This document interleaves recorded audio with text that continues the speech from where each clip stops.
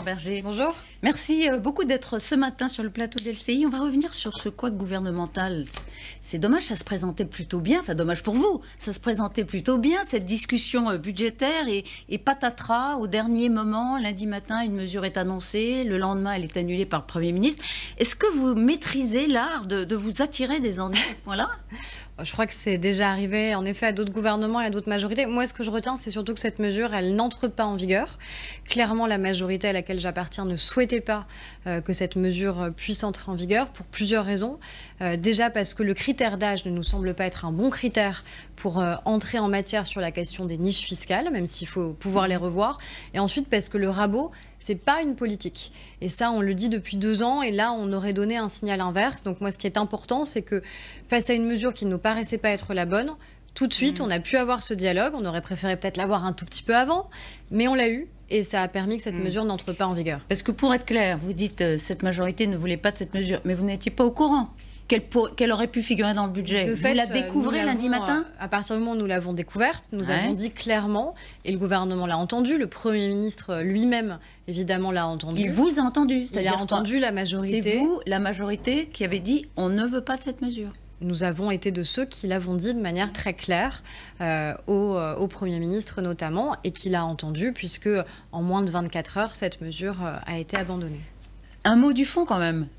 C'est une mesure qui voulait cibler l'aide sur les personnes dépendantes. C'est pas une bonne idée, ça ? La difficulté, c'est l'entrée par le critère d'âge. Encore une fois, se dire qu'il va falloir mieux cibler un certain nombre de dispositifs, oui. Par exemple, sur la question de l'emploi à domicile, c'est une niche fiscale qui représente 4,7 milliards d'euros. Donc c'est une dépense qui est conséquente de la part de l'État. Mais au sein de cette niche fiscale, il y a beaucoup de choses.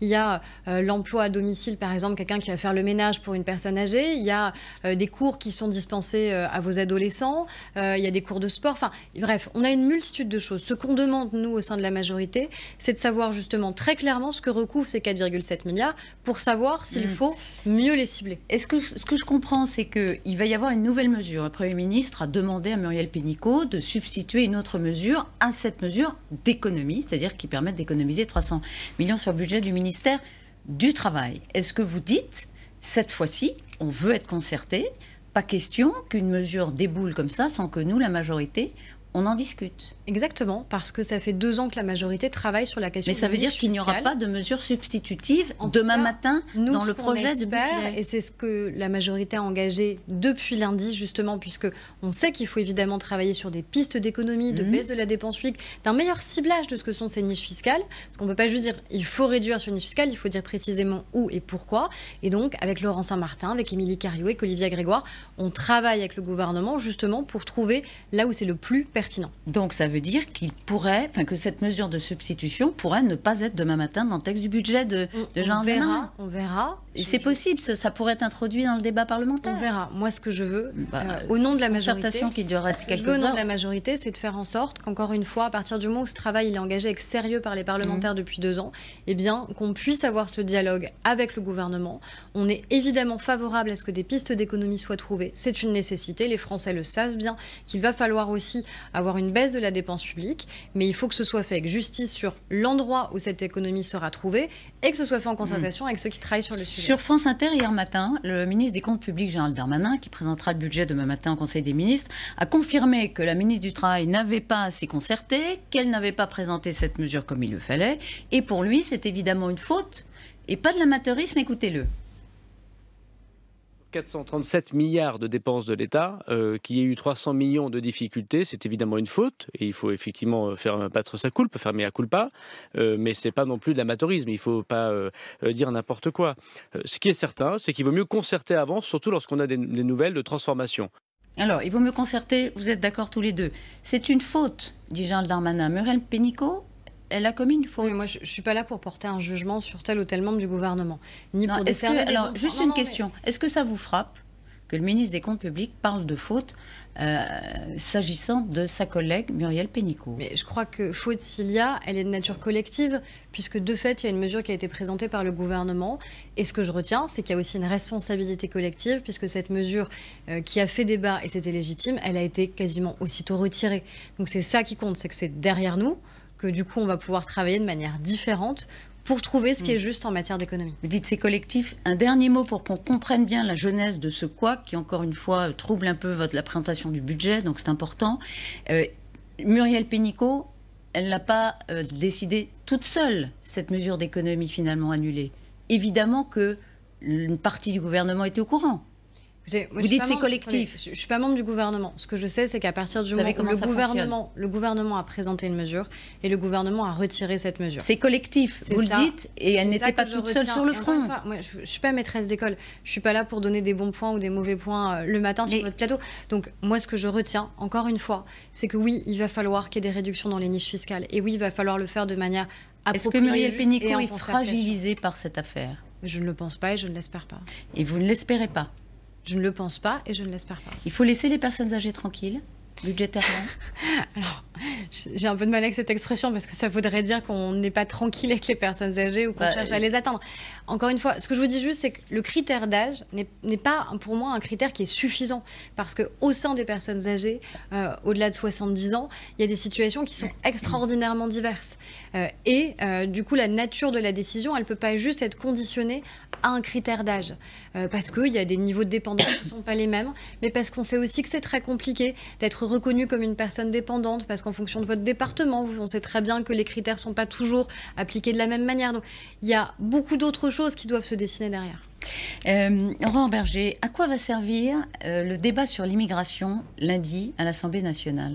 Déjà dire la vérité aux Français, la vérité sur les chiffres, la vérité sur les différents types d'immigration. Je pense que ça, c'est nécessaire. On a une confusion qui est volontairement entretenue par quelques-uns qui mélangent l'immigration économique, le droit d'asile, le regroupement familial, les étudiants qui viennent dans notre pays. Alors, de fait, ça n'est absolument pas la même nature de l'immigration. La vérité sur les chiffres aussi, sur le coût sur certaines mesures d'ordre social. On a beaucoup parlé ces dernières semaines de la question de l'AME, la question de la CMU, c'est-à-dire l'aide pour les sociale clandestins. Et notamment, alors l'AME, c'est en effet pour les personnes en situation irrégulière, dans certains critères aussi, puisque c'est au bout de 3 mois, par exemple, que ces personnes peuvent en bénéficier. C'est pas le lendemain où vous arrivez sur le territoire national. La CMU, pour les personnes qui sont, elles, reconnues, les demandeurs d'asile, qui ont déjà fait des démarches. Et donc, il y a à la fois... C'est ce que dit le président de la République de manière très claire. Il n'y a aucune naïveté à avoir sur le risque d'attractivité d'un pays, sur la manière avec laquelle on doit adresser la question des aides sociales. Et en même temps, il ne faut pas volontairement vouloir faire peur aux Français sur ces questions-là. Est-ce qu'il ne fait pas peur aux Français? Pourquoi je vous dis ça? Vous dites on va faire la vérité sur les chiffres. Or, vous savez qu'il y a présentation et présentation des chiffres. Je ne sais pas si vous avez lu la tribune de François Héran dans les colonnes du Monde il y a 2 jours. Il est d'ailleurs venu à l'Assemblée nationale le 17 septembre présenter, ses chiffres. C'est un spécialiste des migrations au Collège de France. Qu'est-ce qu'il dit? Il dit le diagnostic d'Emmanuel Macron est faux. La France est très loin d'être le premier pays d'Europe pour la demande d'asile. Il le dit et il le prouve. C'est pas exactement ce qu'on a entendu de la bouche d'Emmanuel Macron. La situation qu'on connaît... Est-ce que ça ne vous interpelle pas, ce qu'il dit là? Mais je suis interpellée en général quand il y a des critiques qui peuvent être faites. Ce qui se passe sur le droit d'asile, c'est quoi? C'est que, de fait, on a des demandes d'asile qui ont baissé au niveau européen, mais qui ont augmenté au niveau national. Donc on voit bien qu'il y a quelque chose qui dysfonctionne dans notre pays. Et donc, soit on a la lucidité et l'honnêteté de le dire alors qu'on est au pouvoir en Berger, disant... pardon, vous ne répondez pas à ma question. Il y a 2 façons de présenter les chiffres.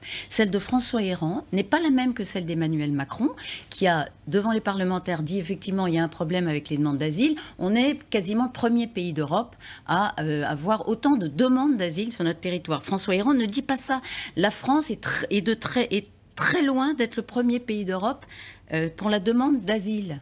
Écoutez, moi ce que je sais sur les chiffres, c'est qu'on a à peu près 120 000 personnes qui demandent l'asile chaque année dans notre pays et qu'on a environ 30 000 personnes qui ensuite peuvent l'obtenir. C'est à peu près comme ça que ça fonctionne depuis plusieurs années dans notre pays.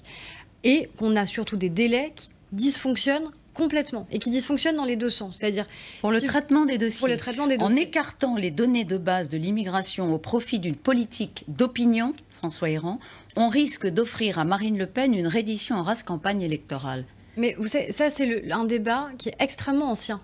C'est-à-dire, c'est considérer que parce qu'on parle de l'immigration, on fait la courte échelle au Front National et à l'extrême droite.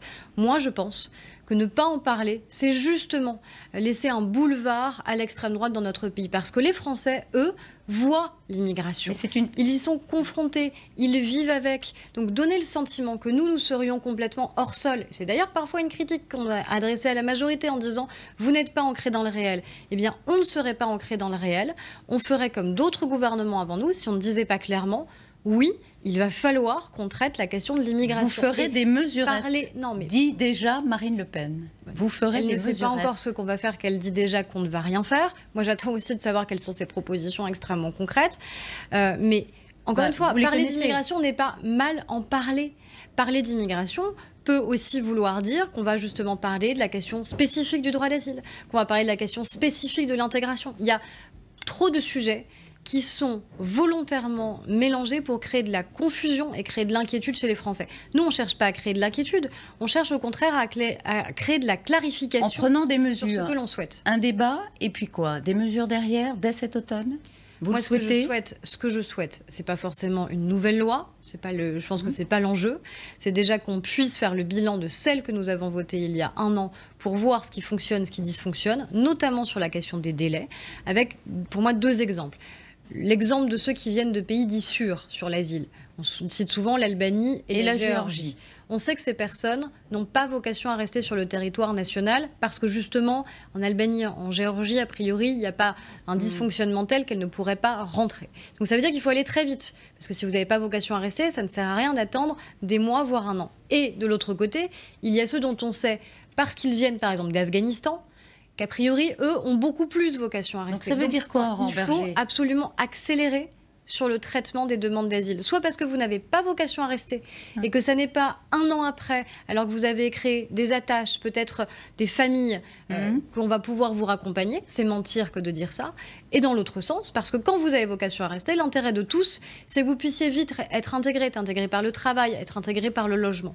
Laurent Berger, est-ce que vous ne prenez pas le risque, est-ce que le président ne prend pas le risque d'avoir ouvert un débat, ouvert des attentes considérables sur un sujet compliqué? La preuve, c'est que votre loi asile-immigration ne répond pas à la réalité. C'est une forme d'échec. Pas encore et pas aussi. Suffisamment. Donc c'est une forme d'échec, c'est une forme. Non, attendez, c'est pas une forme d'échec d'avoir. Il faut reprendre une loi 1 an après, donc c'est quand même un souci. Elle n'a pas été à la mesure du défi. Moi déjà, j'attends qu'elle puisse être évaluée. Est-ce qu'il n'y a pas un risque d'avoir créé des attentes considérables face à une question très compliquée, pratiquement à gérer? Et ensuite, effectivement, constater que les résultats ne sont pas là. Mais le risque, ce serait de ne pas en parler.